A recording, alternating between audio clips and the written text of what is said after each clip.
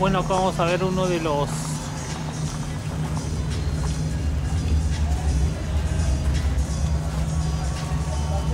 Desde aquí por los Transformers.